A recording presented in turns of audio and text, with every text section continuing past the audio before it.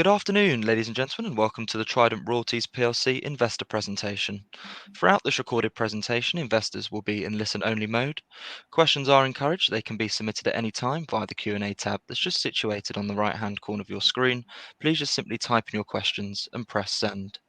The company may not be in a position to answer every question it receives during the meeting itself. However, the company will review all questions submitted today and publish responses where it is appropriate to do so, and these will be available via your Investor Meet Company dashboard. Before we begin, I would like to submit the following poll, which will appear on your screens now. And I would now like to hand you over to the executive management team from Trident Royalties PLC.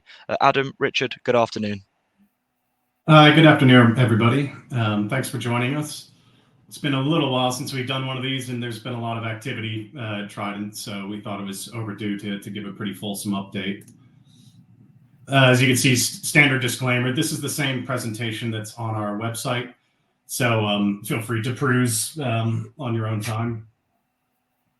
And I will run through, and I know most people on the call are familiar with Trident and know our business model and our key assets. That said, there are some that aren't familiar. So what we'd like to do is run through the general Trident story, give an update on the most recent acquisitions that we made since August, and then we'll leave plenty of time for Q&A. So the quick background on Trident was we listed in June 2020, listed at 20 pence per share, and had secured at that point in time just one single royalty, a small cash flowing royalty on an iron ore operation in Australia. If you fast forward to today, we've now got 21 assets. I'll speak to the strategy in a moment in more detail, but really the objective was to build out a diversified exposure, and I think we're well on our way towards progressing that. But taking a step back, for those that aren't very familiar with royalties, let's talk about these instruments for a moment.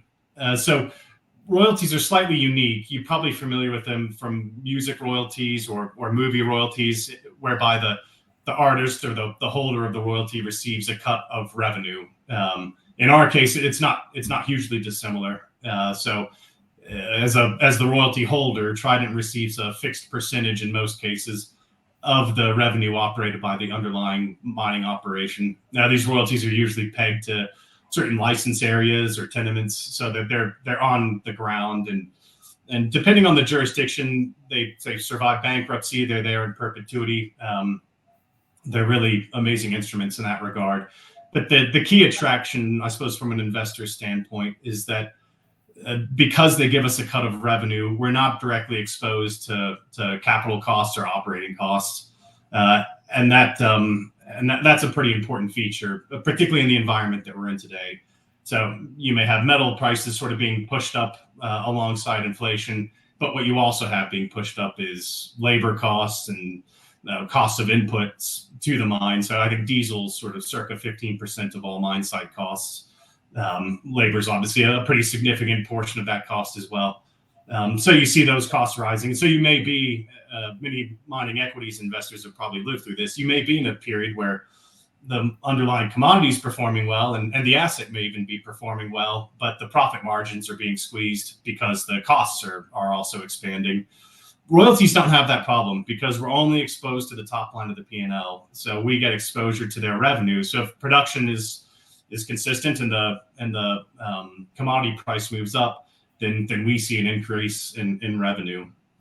And yet we still get a lot of the asset level exposure. The reason people invest in mining equities is because 80+% of all mines that are built either expand their production profile or extend their life. Otherwise, you would just buy direct metals exposure, but there's a reason that people want exposure to the assets themselves. Well, we still get that. So when they extend their mine life, that extends the life of the revenue stream, and we get our cut, as I said, typically in perpetuity, unless it's drafted otherwise. So yeah, good instruments that give you, we think, the best style of exposure to get exposure to the mining sector. And then within a royalty company, you can build in significant diversification, whereas a mining company of our size market cap is likely to have sort of maybe one development project or maybe one small operation and one development project. In our case, we have 21 assets spread across the globe, spread across multiple commodities. So you get this inbuilt diversification. And we show on the right side some of the bigger gold-focused royalty companies relative to the gold miners index. And they've obviously all outperformed. And in fact, I'd encourage you to look at most of the royalty sector has almost uniformly outperformed mining equities. So I encourage you to dig deeper into the model if you're unfamiliar, because they really are pretty amazing instruments. So that brings us then to what exactly are we doing different? Because there are other royalty companies in the space. In fact, in aggregate, the market cap of the mining royalty sector is circa 80 billion. So it's not tiny. It's emerged over the last 20 or 25 years and really accelerated probably over the last 10 to 12 years, but no longer sort of an insignificant part of the mining finance landscape. I suppose the real differentiator for us is when you look at that top donut chart, that's the breakdown of the global mining sector. We did it by revenue, but you can use almost any metric. And what you'll see is it's roughly a third precious metals, a third base metals, and then a third bulk commodities like iron ore, and then increasingly battery minerals and industrials. And yet the mining royalty sector, which is the lower left donut chart, is dominated by precious metals focused royalty companies. And of the 8% that's not precious focused, the bulk of that are a couple single asset iron ore royalty companies. So you've got this landscape where, plus 20, there are over 20 gold focused royalty companies in the sector. And then you can count on one hand the number of sort of diversified royalty companies. What we're trying to do is to build a portfolio that's more akin to that top donut chart. And there's very few parties that are looking to do that. Really, the genesis for me personally was when I was with my previous employer, a mining private equity fund. And we would oftentimes write royalties. And when it came time to monetize those royalties, if it was a gold royalty, that was a pretty straightforward exercise. There are plenty of gold royalty companies, and they'll sort of fight each other to outbid to acquire gold royalties. But when it was a non-precious royalty, what we found was there were a couple parties you go to if the royalty was maybe too small or not a commodity that they were targeting at the time. There was just no natural home for these royalties. And that seemed like a very clear dislocation in the market that was ripe for a new entrant. So we launched the vehicle then in 2020. The kind of key question we got along the way was, the strategy sounds intuitive. Why has nobody done this before? And more to the point, are there actual royalties out there to be acquired? Can you actually aggregate enough royalties to sort of build out a diversified portfolio in a short space of time? And I suppose what this share price chart shows is, one, we've had good market response when we make acquisitions and we see good liquidity and ever increasing liquidity. London's been a good home for us. But the most important feature of this chart is just the annotation of the transactions done to date. As I said, we launched with one royalty. We've now got 21. So I think we're sort of through that proof of concept phase, in that we've been able to demonstrate that these royalties are out there to be acquired. And really from here, it's a matter of scaling out the platform.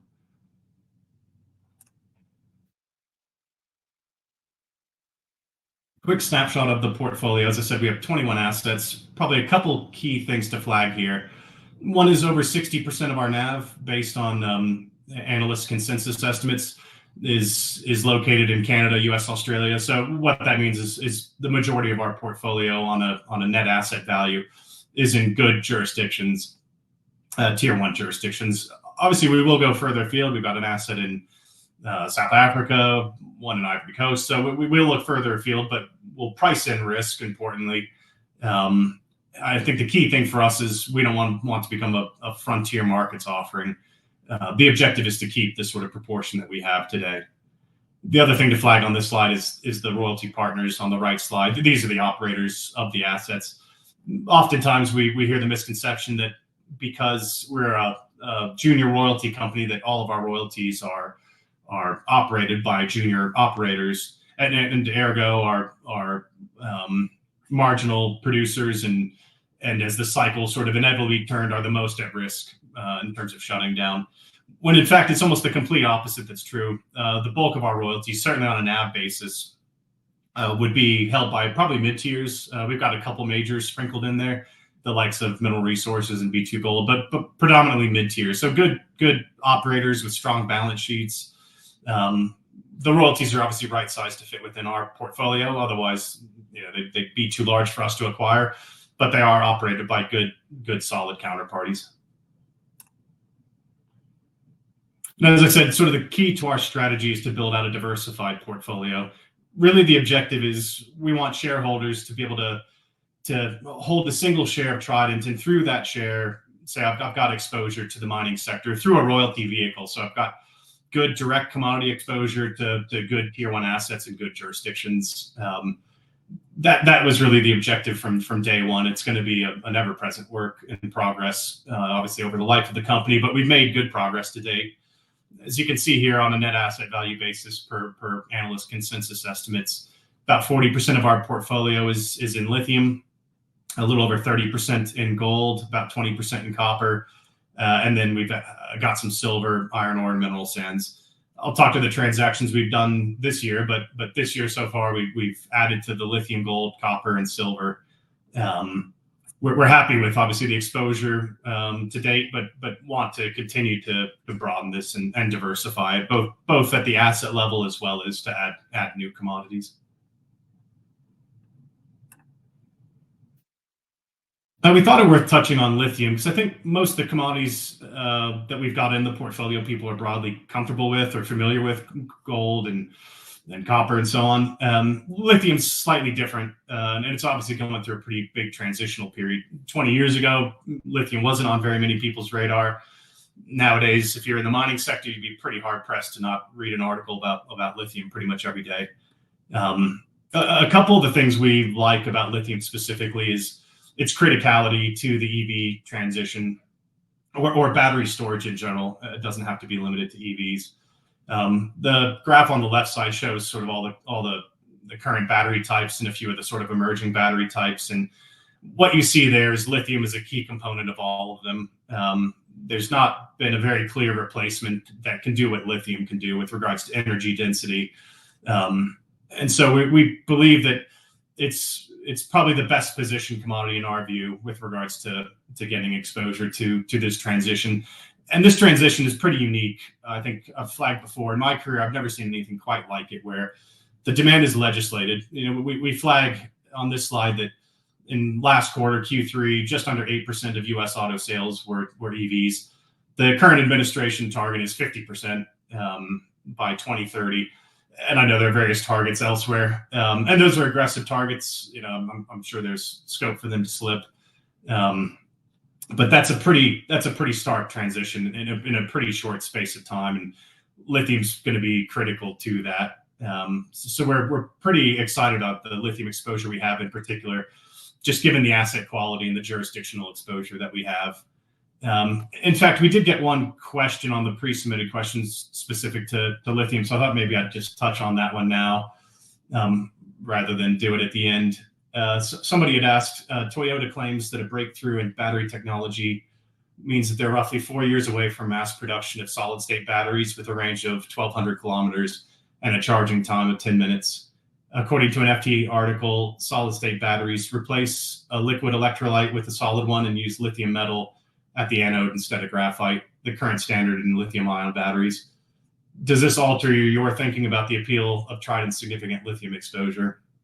So this is a pretty good question, obviously pertinent and worth reiterating, as I think it's one of the more compelling scenarios for lithium, the potential opportunity within solid-state batteries. So the key change, at least for lithium with regards to solid-state batteries, is the change in the anode, as well as electrolyte, perhaps a lesser degree. But as you say, at present, most anodes are made from graphite, which is a pure form of carbon extracted from a handful of mines. Most of these are in Mozambique or China, or it can be produced synthetically in petrochemical plants that are relatively carbon intensive. So you can see why automakers would like to make a change. I believe Toyota flagged commercialization 27, 28, though that target has moved in the past. But anyways, because a solid electrolyte reduces the risk of adverse reactions in the battery materials, such as silicon and certain other metals, particularly lithium in its metal form, can be used instead. these store more energy in less space than graphite, and they allow the battery effectively to be smaller and lighter. And then additional space is saved because a solid electrolyte can also double up as a separator. So several benefits from the battery manufacturer perspective. In fact, in a recent Wall Street article, they did a series of articles, and they spoke with the head of Porsche Consulting, which is sort of an independent part of the German sports car manufacturer, and they quoted that solid-state batteries will significantly consume more lithium. Depending how they're made, they estimate that it'll be about 40 to 100% more lithium. So we view it as a potential upside scenario. And if these batteries do what people have flagged, they have the scope to do that sort of charging time and that sort of range, they would obviously become the standard. But and then we also flag on this slide, you can see that on top of auto manufacturers needing more lithium, dependent on battery designs, there's increasingly a switch away from combustion engines, obviously, to EVs. So I think what we see is there's constant sort of miniaturization and reduction to try to make batteries lighter, try to reduce costs. Peter Stein actually in his recent book noted that we're trying to shift to EVs at 10 times the pace at which we adopted traditional combustion engines. So I don't doubt that some of these government mandated targets will slip or change along the way. But I think, in my view, the broader trend is undeniable, which is why we see so much investment in the space, from Tesla putting $1 billion into their Corpus Christi lithium facility. Exxon announced yesterday that they're stepping into the lithium DLE space in the US, which we can talk about more later. Obviously, Thacker Pass, a plus $2 billion project, has commenced construction. So we expect to see EVs to continue to increase demand in lithium. And I think lithium probably provides the best way to get that exposure. So hopefully that answered that question for you, and happy to expand more on lithium in the Q&A further. On this slide, you can see our revenue profile. We've changed sort of how we depict this, because I think there was a key message that we wanted to get across here. One is, you can see the sort of darker shade of blue is our producing assets, and there's growth within the producing portfolio today. Assets that are in ramp up or assets that are expanding production, and then the lighter blue are assets that are either very near term production or actually in construction today as we speak. So I think what you probably see when you look at many companies is they all sort of show a revenue chart that's sort of like a hockey stick, sort of up and to the right. What we believe we have is something that's very tangible and very concrete, in the sense that a lot of growth comes from our existing producing portfolio, and then the balance of that growth, at least in the near term, are from assets like Greenstone and Thacker Pass that are actually in production today. So very, very tangible. And then we don't put it on the chart directly, but we've got a couple other pretty material revenue items that fall into that medium term and are linked to those sort of in construction or near production assets.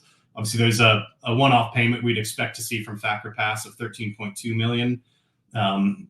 Analyst consensus is this comes in 2026, sort of around the time of first production, because effectively it buys down the size of the royalty. Otherwise, the royalty rate's sort of set at an egregious level. And then also a sort of nearly $9 million payment on the Preciosa royalty that's due 12 months after first silver production, which analysts have occurring in 2025. Just touch on a few of our more recent transactions. Antler, we announced just last week. We're pretty excited about this one, and it was a long process to sort of go from start to finish, but we're pretty excited about the asset quality. I think it's a couple aspects to it. One is it's very, very high grade. So over 11 million tons at over 4% copper equivalent. That's a good grade in the tier 1 jurisdiction in Arizona, which I think the Fraser Institute ranks as the 7th best mining jurisdiction globally. The bulk of the surface infrastructure is on private land, which streamlines the permitting process. And the deposit itself is a polymetallic deposit, which, as you can imagine, from a royalty holder's perspective, is pretty ideal. So through that single royalty, we actually get exposure. Copper is the most predominant commodity, but we get exposure to copper, zinc, lead, silver, and gold. The stage at which the project's at, it's that period where it's an ideal time to put a royalty in over a project. using Thacker Pass as an example, we acquired that royalty when it was PFS stage, and have sort of watched the value accretion occur as it's moved through its DFS. The project has expanded its planned production profile. Good financiers have come in to fund the project construction. Antler is expected to publish its pre-feasibility next month, so it's kind of a little bit earlier stage than Thacker was when we acquired it, but kind of around that period where, but at acquiring the royalty, we know what the project looks like. It has the size and scale to be a project, has a 13-year mine life as we stand today, producing an equivalent of about 33,000 tons of copper equivalent per year. So a good substantive project would be built as it stands today, but they're obviously still actively drilling and planning to expand the project. And we've got exposure to that, the entirety of that sort of expansion upside or growth upside. We've got the 0.9% NSR royalty that's over sort of the main ore body, plus the 5 sort of targeted exploration areas around the main ore body. And then we've got a half that royalty rate around an area of interest. So if they acquire new ground, then we get exposure to that as well. In fact, after we acquired the royalty, they acquired an adjacent property from Newmont, and it joins those other 5 sort of named exploration targets as an exploration target, and we've got exposure to that. So pretty happy with this project. We expect it will be a producing mine in the U.S. at some point, and those royalties, as many of you would be aware, can be very valuable. The Paradox lithium royalty. This royalty we were also pleased to get. We acquired this one in September. It's actually a royalty over the Paradox space and all projects operated by Anson Resources in the Paradox space. And a couple of key aspects we like about this one. First and foremost is probably the structure. So it was a $10 million headline. We've been endeavoring to sort of make our balance sheet stretch as far as possible. So when we bought the royalty, we paid $1.5 million. Now the next tranche, $3.5 million, is due after the project is in production and has had sort of nameplate production for 2 quarters, 2 consistent quarters. So that's a pretty high bar, that they have to get up and running, and it has to be actually doing what the plan is in terms of production capacity. And then the third and final tranche of $5 million, so half the purchase consideration, occurs 2 years after the second tranche. So if we could structure all of our deals this way, we would happily do so, because that's a great way to get exposure to an asset that's advancing without putting a lot down up front. In terms of the asset itself, it's a material deposit. It's advanced. They published their definitive feasibility study around this time last year. They're now working on their FEED study, which is sort of the final step before sort of a construction decision. We like the exposure that this offers in terms of being a DLE operation. So for those that aren't too familiar with this, DLE is direct lithium extraction. So in very simplistic terms, they pump brine out from underground through old oil and gas wells. So this would be a sort of brownfield operation. And then it runs through a series of tanks where resin sort of extract the lithium. The lithium's attracted to the resin, clings to it, and they can then pump the brine back to where it was, but have stripped out the lithium. So it has the potential to sort of change the dynamic of the lithium sector. And I'd flagged earlier, in fact, Exxon has flagged that they want to commence production from their DLE ground in Arkansas by 2027 and ramp up to the point by 2030 where they can produce over 1 million EVs from that operation. So we think that this type of technology has the scope to really change the landscape. So we're happy to get some exposure into the portfolio, again, in a good jurisdiction in the US. Then the last of the recent transactions I'll speak to is in the Dandoka Gold royalty that we acquired in August this year.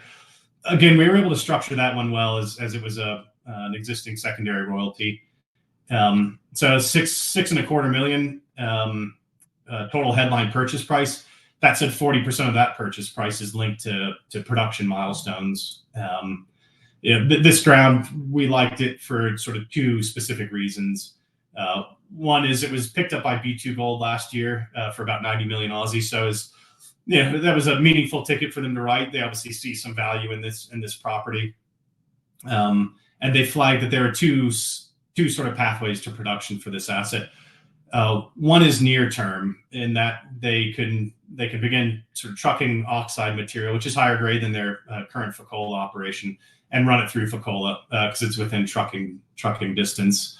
And then the second one is they've got a plan for Fekola Regional, which would see a 4 million ton per year processing plant that would be fed by Dandoko and another property, Anaconda, which, using kind of real rough math on sort of recoveries and a 4 million ton per year processing facility would mean roughly 200,000 ounces a year from that sort of regional development. And don't know how much that would come from Dandoko, but we'd estimate sort of roughly half of that. So it's sort of rare that you've got an exploration royalty that they're spending material dollars. I think they spent nearly $7 million in just the first half of this year drilling it out. So it's an exploration royalty with all the upside that conveys, but then it's got kind of this pathway to production where they've got their major Fekola mine operating just down the road. They've flagged that they can truck some oxide in the near term from Dandoko, so we could see this one turn on in the near term. And then there's this bigger scale project that would be probably more in the medium term, but would see the royalty sort of step into being a pretty material cash flowing royalty. So again, very pleased to add that to our portfolio. And I think highlights that although there are a lot of gold royalty companies out there, we do want to get gold within our portfolio, and we have been able to find it in a creative way by acquiring royalties largely outside of the North America, where a lot of our competitors are. So this one being in Africa, that's where they sort of fly under the purview of a lot of our peers. I'm conscious I've been talking for a while, so I want to touch on Thacker Pass, then round out on our capital structure, and then we will leave plenty of time for Q&A. The reason I touch on Thacker Pass is obviously it's a material asset within our portfolio at about sort of 25% of our NAV per sort of consensus analyst estimates. So material asset, and I suppose from our perspective, we've seen a lot of progress this year. You know, this time last year, this was not yet fully permitted. It had its permit, but it was still facing down a couple of challenges to the permit. And we didn't know how it would get financed into construction, although we had a view that it would get there, obviously. And you fast forward to today, and now we see General Motors there as sort of the largest shareholder of the operator. They've got the stage one offtake. The permit's been upheld. The operators flagged they're spending $145 million in construction in the second half of this year alone. We'd expect, obviously, to see that ramp up then next year, and first production targeted for the second half of 2026. At current spot prices, this would pay us at full production about $21 million a year. Lithium is obviously sort of went screaming last year. It's had a couple sort of boom and bust cycles, I suppose. And at the peaks of last year, it would have been paying us more like $60 million a year. So it does have that scope. We use consensus analyst estimates for our long-term analysis, but it does have that scope. It's that sort of commodity where there will be these cycles until it sort of normalizes, and we expect that there can be some banner years along the way, but a very material de-risking event for our portfolio more broadly. We touch here on some of the more recent catalysts like Thacker Pass, and then some of the ones that we expect to see in the near term and the medium term. I won't go through all these on this call, other than to flag that with the portfolio, obviously you get this organic growth. Assets like Thacker Pass are progressing. I mentioned Antler's meant to publish its PFS before the end of this year. To see first production from Preciosa stockpiles and hopefully oxide production from Dandoko in the near term. First production from Greenstone is flagged in the first half of next year. So you get all this sort of organic growth within the portfolio, and it all adds to our NAV per share. It increases the value of every share in Trident as assets advance and expand and so on. In addition, obviously, making acquisitions along the way, of which we've made 5 this year, 4 material ones since May of this year. So I think quite a few catalysts coming our way. We don't stop on the ESG very often, but do want to flag it because it's been a work program for us over the course of this year, and we do hope to publish some policies and goals before the end of the year. It's obviously increasing as a priority for mining companies and mining royalty companies across the sector. It's more in focus. we'd like to think that we sort of always hold ourselves to certain standards. What we'd like to do is sort of document that and standardize it, and then put it out in the public domain so that it's available for investors to review. So that has been a work stream that's been ongoing, and hopefully you'll see some progress from us here shortly. And then the final slide on capital structure. A couple of things to flag here. Our cash balance as of when we reported our quarterly Q3 update was 25.6 million. We obviously acquired the Antler royalty thereafter. That's still working towards completion. There's some of the documentation points that needed to finalize that, but that will be paid across shortly is our expectation. That was roughly $7 million US. So we still see ourselves as very well funded for future acquisitions. I suppose one of the keys for a royalty company is that we don't have a very large staff. We've got 6 employees. Franco-Nevada, that sort of bounces between 25 and 30 billion market cap, sort of has, I think, shy of 40 employees. So they're very scalable businesses. And as we add cash flow to our profile, that almost goes straight to the bottom line. Our G&A doesn't change very materially if we add a royalty. So scope to really scale the business from here, and well funded to do so. The other thing worth flagging is you've probably seen our major shareholders have shuffled around a bit. We've had Orion Mine Finance sort of drop out of being a major shareholder. We're very pleased to have Ruffer, a top-tier institution in the UK, come on to the register as a major shareholder in September. Regal Funds Management, our largest shareholder, has moved up to 12%. So I think although there's been a lot of volatility out there, both in the broader market as well as our share price, I think we're seeing quite a few institutions that see the long-term value and have been happily sort of gobbling up some shares along the way. So I think with that, those covered off the key slides, and hopefully people that weren't familiar with Trident have a better sense of what we're doing now. But happy to pivot to questions. Perfect. Adam, Richard, that's great. And if I may just jump back in there, and thank you very much indeed for your presentation this afternoon. Ladies and gentlemen, please do continue to submit your questions just by using the Q&A tab that's situated on the right-hand corner of your screen. But just while the team take a few moments to review those questions that were submitted already, I would like to remind you that a recording of this presentation, along with a copy of the slides and the published Q&A, can be accessed via your investor dashboard. Richard, Adam, we obviously received a number of pre-submitted questions ahead of today's event. And as you can see there in the Q&A tab, we've also received a number of questions throughout your presentation this afternoon as well. So firstly, thank you to all of those on the call for taking the time to submit their questions. And Adam, Richard, if I may just hand back to you just to respond to those questions where it's appropriate to do so, and then I'll pick up from you at the end. Thank you. Yep, perfect. Just looking through the pre-submitted questions. So the first one on there is, please give your thoughts on recent price action. Have management been taking advantage and buying? So for background, we sort of hit a peak earlier this year of sort of upper 50s with regards to share price, and we've just really in the last couple of months have come down quite a bit. So a couple things to probably run through or unpack in a short question. There's quite a bit to talk to. I suppose at a macro level, obviously equity markets are weak sort of across all sectors. This is largely due to geopolitical events and interest rates levels. I think small cap mining has been particularly affected, and the AIM itself is down 18% over the last 6 months. This has obviously rippled through Trident in probably a couple of ways. Some institutional investors have seen redemptions, so trim positions sort of across their holdings, not specific to Trident, but they've had to trim positions in a short period of time. We saw one in particular actually that did this, and although they flagged they'd prefer to remain a holder at these share prices, they had to exit and in a hurry, which is painful. And when retail investors are able to get 5+% interest rate on a risk-free basis on money market accounts, they've got lower risk appetite as well. So you get this sort of rash of selling, and there's not sort of as many buyers there to soak it up, at least in a short space of time. So also, as I flagged in the presentation, lithium is about 40% of our NAV, and lithium has come off its 2022 highs.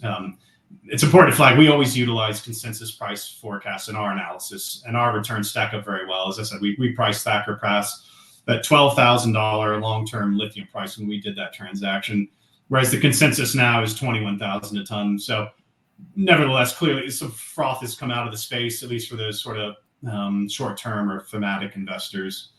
And then, as I flagged as well in the presentation, you probably noticed some TR1s had been filed that flagged changes of holdings of some of the larger investors. While we believe these have now been cleared, and we're, as I said, pleased to see Ruther jump on the register in September as they took a block of shares and Regal to increase their holdings. That rush of selling otherwise has to be absorbed by buyers on market. And it's frankly been a pretty terrible market the last few months to have sustained periods of institutional selling. But as I said, I think we're through the to the other side of that now, and expect that pressure to relent. All that sort of broader market noise aside, in my view, Trident's shares have never been worth more. In fact, I think they're worth more now than they've ever been worth. If you take a snapshot of where we were this time last year, our Q3 position this year is 25.6 million, whereas last year it was 21.5 million. So we've got more cash within the company. And yet we've added very high quality royalties over the last year in silver, lithium, gold, and copper, zinc.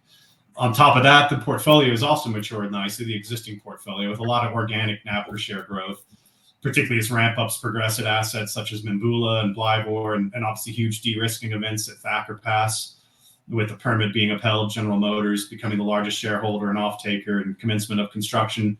So I think all this sort of movement in share price, recent movement in share price aside, I think we're going to look back on 2023 and be pretty pleased with the quality of royalties that we were able to add during a period of market turbulence. And then to your question directly with regards to management's ability to add shares, both Richard and I bought shares most recently in sort of, I think it was July, August timeframe at materially higher prices than spot. For me personally, I bought nearly $70,000 worth of shares in the last 12 months, which is a material number for me. We do get tied up frequently in closed periods for management. If we're working on initiatives that would be considered material non-public information, which in a transactional business happens often, I definitely like to add at these prices, and I know Richard would as well. So I'm confident you'll see us in the market again. Let's see. The next question is describing activity at Mimbula Copper Project Phase 2 in the Q3 update. We referenced an electrowinning circuit. What is this? Electrowinning is the key part of the processing method at Mashiko. So Mashiko used, in essence, sort of the copper is leached from the ore via the heap leach. The solution containing the copper is cleaned up with a solvent extraction before being passed through a series of cells called electrowinning cells. In the cells, electrolysis takes place, which causes copper metal to plate out of solution and form sheets of copper, which Mashiko then sells.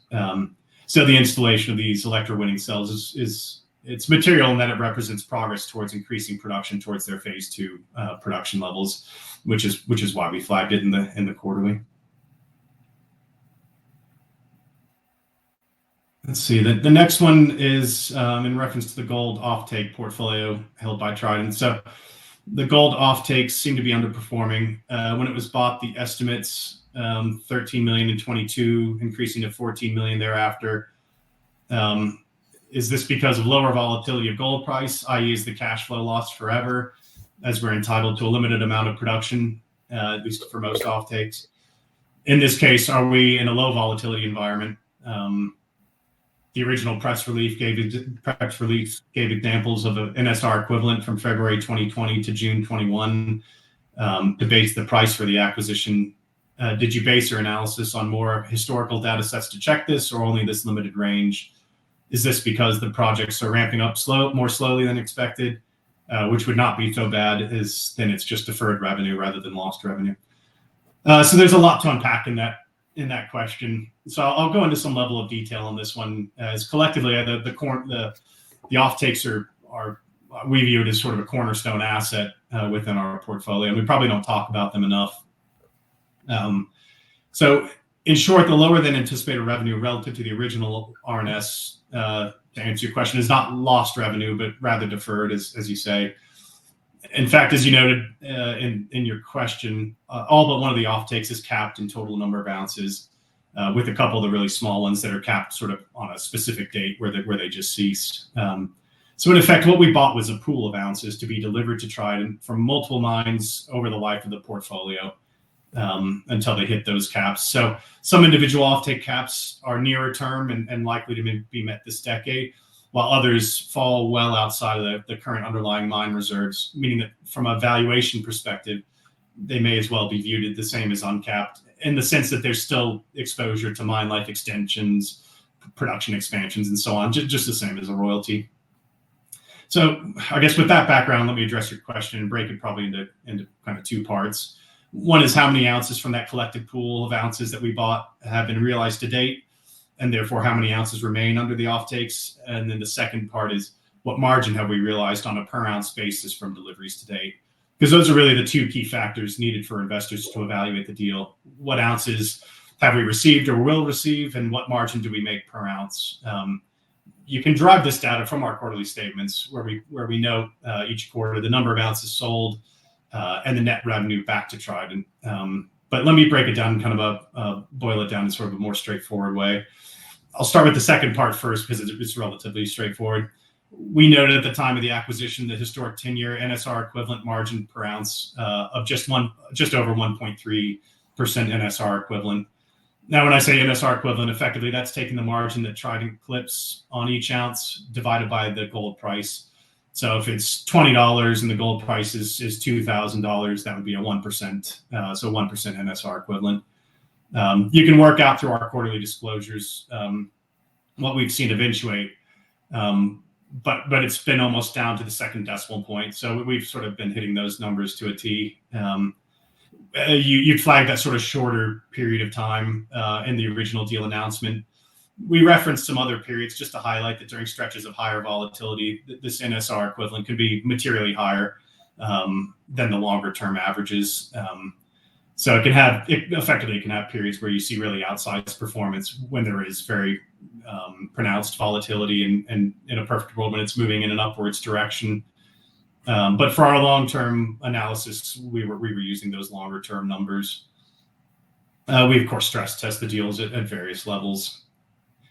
So we looked at the historic actuals and theoretic performance across rising, declining, and trending gold markets, which all figured into our valuation assumptions.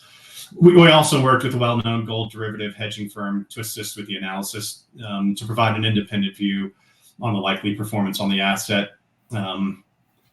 So it's as I said, it's been hitting things on the nose, but it's worth flagging that NSR equivalent was based also at the time on a lower long-term gold price. So what we've seen eventuate is gold price is about $200 to $250 higher than the gold price we were originally modeling. So in other words, the NSR equivalent is sort of right on point as a percentage, but that percentage is being applied to a higher average gold price. So the actual dollars per ounce that we received have been higher than we originally modeled. So that hopefully addresses sort of the one part of the question, the NSR equivalent. The second part of the equation is ounces that have been delivered. How many have been delivered from that pool of ounces we bought, and what do we have to look forward to, and is there anything that's sort of impacting this outlook? Broadly speaking, I suppose with the fixed pool of ounces to be delivered out of the offtakes, it becomes a question really of timing more than anything else. The amount of ounces we'd expected to see early in the life of the offtakes has been less than originally modeled. I think there's no denying that. But the revenue is still coming. It's just on a different profile. So probably a few reasons for this. Some of them positive, some of them negative. Firstly, it's probably worth noting that we have to utilize the miners' public production schedules in our forecasts and announcements. But obviously for our internal modeling, we obviously take a view on specific assets and form our internal view on likely production profile. And then we stress test different scenarios. But on a few of the specific assets, there have been some changes probably worth noting. You would have seen we admitted the premier offtake last year when the Mercedes mine was sold. So this saw $3.7 million come to Trident as a lump sum, but then it ceased deliveries from the Mercedes mine, which was meant to be a material contributor in the early years before anticipated ramp-ups and expansions at a few of the other assets could occur. That said, we view the restructure as a very good outcome for us. Although it was one of the smaller offtakes in the portfolio, between the cash flow we received from Mercedes deliveries in the short time that we had it, coupled with the lump sum payment, we nearly made back all of our purchase price allocated to that specific offtake. Now that offtake still covers the Greenstone line, which is in construction and then is meant to start production. First gold's anticipated in the first half of next year, and commercial production is expected in the second half of next year. This offtake is a little unique in that it's annually capped at 58,500 ounces per year. And then as part of that restructure, effectively we get topped up to that annual cap by Equinox. If they happen to fall short at Greenstone, we get topped up at 23.50 an ounce. I think the need to be topped up is probably unlikely. I suspect Greenstone will more than fill the delivery requirement. It's going to ramp up to a 400,000 ounce a year mine, so we'll hit our 58,500 ounces per year pretty comfortably would be our expectation, but we've got that certainty for the next couple of years. And at that fixed amount would be paying up sort of 1.4 million a year. As I said, effectively off risk, given the guarantee. And then at a certain point, obviously that guarantee falls away and we're just exposed to Greenstone, but it should be fully ramped up by there. So in short, that change shifted our ounce profile a bit, but we view it as a good outcome, pulled forward quite a bit of revenue. And then, as I said, sort of that 1.4 million for 24, 25, 26, and 27. And then the offtake sort of ends in March 27. So we'd expect, if you get that 1.4, roughly 3x return on our deployed capital for this one, with, as I said, a lot of the risks sort of already mitigated or underwritten by the operator. Sugar Zone, there have been some changes. You may recall that this one was acquired separately from the rest of the offtake portfolio, and it's had some changes since it was acquired by Silver Lake, which is a good mid-cap Australian gold miner. So they ran it as on a sort of bit of a sporadic nature as they got comfortable with the asset. And then we noted in an August update that Silver Lake had decided the most efficient way to grow production at Sugar Zone was to idle current production and then invest 35 million in growth capital into the asset, 28 million of which is going into 100 kilometers of exploration and production drilling before restarting production, which is a lot of drilling for an underground mine. So the short-term impact is that there's a reduction in immediate ounces to Trident. However, we get the benefit of that significant investment into the asset. That's one of these where the cap is relatively high. So we've got a good long life exposure to that asset. So broadly speaking, we're pleased with the change despite the impact on sort of nearer term cash flow. Probably another nearer term consideration is the expansion at Los Filos, which hasn't occurred as quickly as we'd have liked. Equinox published an updated feasibility study in late 22, which contemplated commencement of construction in 23, with first production from the expansion in mid-24. This hasn't occurred yet. Equinox is focused on delivery of Greenstone, probably rightly focused on Greenstone, and they noted the expansion at Los Filos stands ready to commence when they need it. We expect the generally challenging environment for new construction projects has likely caused Equinox to avoid progressing two material projects at the same time, but we still expect it to occur, and it's obviously at the forefront of their plans. As with most other offtakes, the Los Filos one is capped, and it's expected to meet its cap whether the expansion occurs or not. So ultimately, that one becomes a bit more of an IRR impact should the expansion be materially delayed versus whether those ounces get pulled forward. But there's no change in the overall revenue that's anticipated from that offtake. We expect it'll hit its cap this decade, whether that expansion occurs or not. And then on Blyvor, the ramp up there has probably been slower than anticipated. However, it continues to improve month on month, and it's been a really strong beneficiary of solid gold prices alongside a weakened rand. Because it's in South Africa, a lot of their costs are denominated in rand. The mechanics of this one is also our only 8-day quotational period. So it's had significant overperformance from a margin perspective, which has helped offset some of the delayed ounces. But we expect to see a marked step up in that asset across 2024 as various capital projects and corporate initiatives are executed. And I think stepping back, overall deliveries are ticking up as we'd expect. The Q3 results we published recently flagged that year over year, ounce deliveries were up 10%. The Q2 update flagged that ounce deliveries were up year over year 34%. These are really only two data points we have because we didn't have the offtakes for the entirety of Q1 2022. And we like to do year over year comparisons because there's some seasonality, so quarter over quarter can be a bit misleading. But I think they're very clearly moving in the right direction with regards to expanding production. So Anyway, that was a long-winded answer, but I think important given it's the bulk of our revenue as we stand today. A lot of that growth within the existing revenue is driven by the offtakes, and we, as I said, we don't talk about them enough, so we'll start focusing on them a bit more. But to answer your question, sure, we don't lose those ounces from delays in ounce deliveries. They effectively get pushed back. So from a time value of money, sort of present value perspective, it dings IRR a bit, but obviously not the dollar on dollar return multiple. That said, with the dollar per ounce margin performing better than expected, the net impact on our IRR has effectively been unchanged. And on a total return basis, given higher gold prices to date, it's actually slightly higher. So as I said, the way I personally view the offtakes is effectively as a pot of ounces to be delivered to Trident from these mines, all of which are producing with the exception of Sugar Zone, which is doing the work program, but expected to turn on again next year. We effectively have 5 million ounces in total capped ounces remaining. Plus we have the Premier and I-80 offtakes, which are annually capped and have fixed date endpoints, so aren't included in that sort of 5 million ounces I mentioned. Plus we have the uncapped Bonikro offtake with Allied Gold recently going public. There's more information on that available. So I spoke a bit to the NSR equivalents, the timing of ounce deliveries, gold price and volatility assumptions.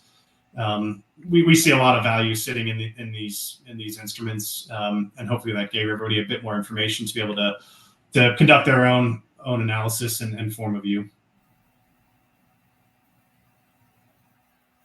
Let's see. The next question is Thacker Pass came into the news. Thacker Pass came into the news. They would sit on a lot more easily accessible lithium.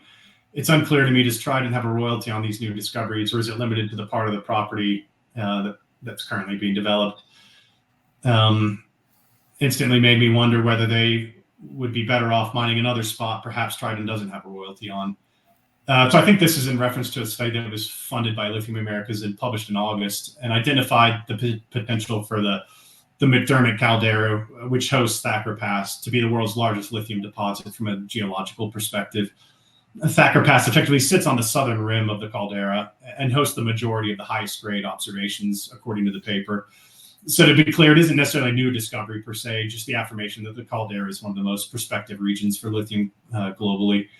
Now, Trident's royalty covers the entirety of the Thacker Pass project as it stands today, including all the currently defined reserves and resources. And it also has a 5-kilometer area of interest around the project. So if they pick up new ground within that area, it would grow with it.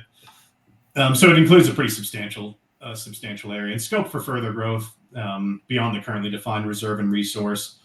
In practice, we think Lithium Americas is going to be acutely focused on delivery of Thacker as it's currently defined. The project has 40 years of reserve life already, and the resource is 4 times the size of the reserve. So we don't think further exploration will be much of a focus, at least for some time, and it's likely that we'd have the exposure to it in any case. And finally, we note, as we all know, the permitting process for the project and for new discoveries, it's extremely onerous. So we consider it relatively low likelihood that Lithium Americas would look at mining anywhere outside the current project as it's defined today. It was nearly a 12-year permitting process. So yeah, we're pretty comfortable where we're sitting on a true tier 1 lithium royalty that's in construction, and we see limited risk with regards to new discoveries sort of pushing Thacker aside. Let's see, the next question is, in a recent interview with Northern Miner, Robert Friedland mentioned lithium mines are terrible investments. He expects lithium production will come off waste material of oil wells, as they often go through a brine layer to access the oil, which apparently is a viable procedure to get the lithium out easily. I seem to fail at finding more good information on this, but would it incentivize the market to go from pure lithium batteries and effectively sort of disrupt our exposure? So I guess battery technology, which I spoke to a bit, both battery technology itself as well as the requisite raw inputs is a dynamic and pretty constantly evolving space. We've seen lithium-ion batteries emerge as the preferred form of technology for auto manufacturers today, and the form with which the vast majority of manufacturers are set up to utilize. So given the dynamic nature of the battery space, our modus operandi is to invest in assets which have operating costs in the lower half of the cost curve and are best placed to navigate whatever changes inevitably come. I'd probably say it's expected that Mr. Freeland is out publicly backing the technology his company's researching. Based on past experience, even if technology is ultimately proven, there's likely to be a pretty significant lag between broad-based commercial acceptance of a new technology, along with the requisite research, analysis, vetting, scaling, implementation, and adoption. Our lithium investments will operate in the right part of the cost curve and are well placed, we think, to weather the general substitution threat. The fact that General Motors has the offtake with Thacker Pass on a take-or-pay basis, that gives us quite a bit of comfort. Let's see, the next one. Between Thacker Pass, Paradox, and potentially Sonora, Trident appears to have significant exposure to lithium. Whilst some may find this attractive, is the intent to continue to focus on lithium or balance the portfolio? The plan is definitely to continue to diversify the commodity mix of the portfolio. Trident really is relatively still early in its journey, and we're still mostly driven by factors other than commodity when considering transactions. So we're looking at returns, time to cash flow, those sorts of things.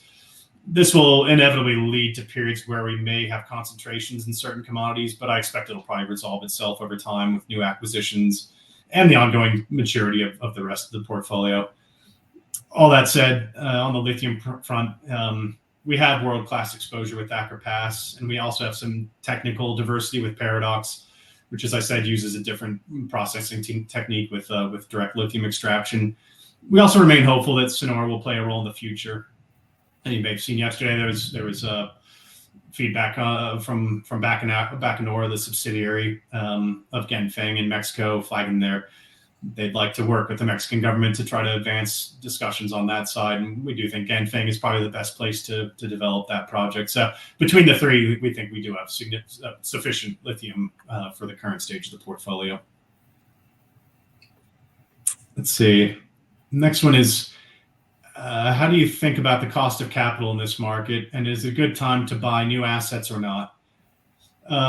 That's a good question and quite a lot of points to consider in answering. I guess as a financial business, cost of capital is at the forefront of everything we do. So given recent movements in interest rates, we've seen our cost of capital increase along with the rest of the royalty streaming sector. At the same time, the cost of capital for miners is also increasing, so the attractiveness of royalty financing to miners holds true in this market.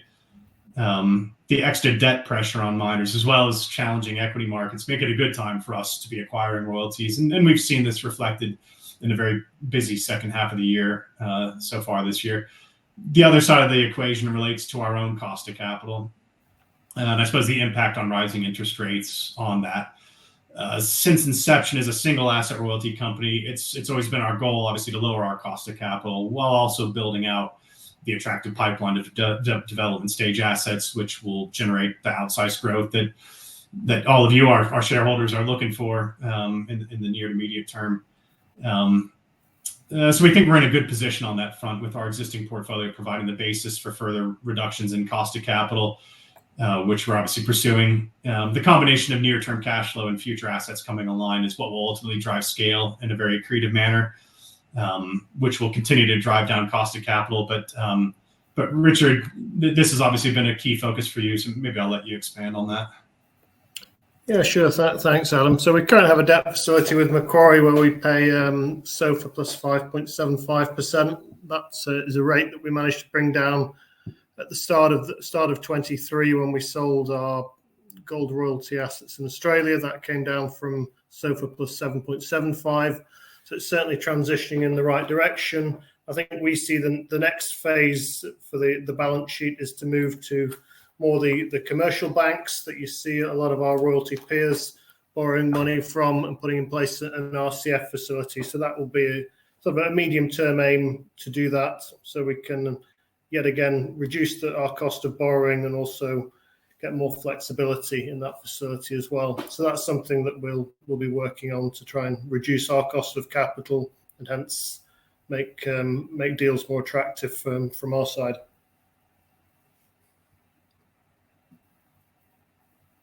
Yep. Let's see the next one, and I'm conscious we're running over time, but we'll try to get to a few more here before we have to log off. What is the NAV, and how often is this revalued? NAV is just short for net asset value. We often look at things on a NAV per share basis, because if the NAV per share is using some of the, actually, let me flip back to the slide with the broker analyst estimates on it. But if the NAV per share is say, making up numbers, but say ADP, and then a broker sort of puts a discount or applied to that, you can see the analyst forecast, target prices on the right side there. Effectively, that's how we look at sort of value on a per share basis. So if the value of Trident is 80 ADP a share, and we're trading today in the low 30s, there's plenty of scope for sort of upside there. We're trading at a pretty discount. You may hear PNAV pretty often. That's price over NAV per share. This varies over time, and it's impacted by all kinds of events, both within the portfolio as well as macro events. So you can see it in the broader sector as well. There are times where royalty companies in aggregate trade at 1.1 times NAV, and right now we're at sort of a trough in the cycle. We're trading significantly below NAV. That said, cycles inevitably turn, and we'd expect to see a re-rate. So you get a couple factors that feed into this. One is we're trading at a discount to NAV. We'd expect to see our price to NAV revert to sort of more normal levels, which would necessitate an increase in share price effectively. But then also, as each quarter rolls forward and we're closer to more meaningful cash flow from the portfolio, the present value of that cash flow increases the NAV per share. So you get this dynamic where even if we did nothing from today, the NAV per share should increase over time, and then we would expect to see the PNAV, the discount effectively that we're trading at today, start to close over time as well. So all that is to say that we expect to see the share price re-rate. Let's see. As General Motors is the exclusive off-taker for Thacker Pass, how will the revenue be protected from being artificially low? A couple things probably feed into this one. So the off-taker of stage 1 production, which is planned to be 40,000 tons per year. Stage 2 is an additional 40,000 tons per year. They've got a right of first refusal on that second stage 2, but you'd expect it to be repriced at the time that they'd be looking to exercise that. So as of today, on kind of the production profile, GM is there for half of it. I suppose the key thing to flag here is that this was a very, very competitive process to secure that offtake for a few reasons. Obviously, it's a globally significant asset located in the U.S. that doesn't produce much domestic lithium, and it's eligible for tax incentives under the Inflation Reduction Act. So for a domestic auto company like General Motors, obviously it was a high priority target. The bank that ran the process to sell the offtake had flagged publicly that they had over 100 parties interested. I think received north of 40 bids. So our expectation is there was likely not very much of a discount applied. The fact that General Motors came in on the equity side as well, which would obviously not be something they typically do, highlights just how competitive it was to secure this offtake. So we expect more information to be forthcoming, because there are still some gaps, and it's linked to benchmark, but there are no real effective benchmarks for lithium as we stand today. So there are some information gaps there. That said, we expect that it'll broadly follow the general lithium price. The next one is, how does the LCE price affect the company? Richard, I'll let you talk to how it impacts sort of valuation of Trident. Sure, thanks. So the valuations that the brokers use generally work on a mean reverting curve. So they publish their long-term their curves and their long-term prices. So as the price comes down, there's certainly be an impact on the short end of that curve. But when we look at long-term lithium price estimates, they're in and around where we see spot levels today. So when an asset like Thacker's in production in 26, it won't materially impact the valuation of our asset and the NAVs that the analysts produce. Obviously, once in production, as price moves around, we're directly exposed to that top line revenue. So we have a direct correlation and exposure to pricing once in production from those assets. Yep, and I'm conscious that we're running over time now, so maybe I'll just answer one final question. Let's see. The next one here is: will Trident consider acquiring coal royalties? Maureen Resources has been battered, so is now really cheap. So within our mandate, we want to provide exposure to the broad mining sector. I should always make clear, with the caveat that we don't do thermal coal. So we wouldn't be adding thermal coal to the portfolio. In theory, we're open-minded about metallurgical coal. That said, most metallurgical coal mines have a thermal component or PCI component to it. So I think it's fairly unlikely that we'd be adding met coal to the portfolio. So Jake, with that, I'll maybe hand it back to you for.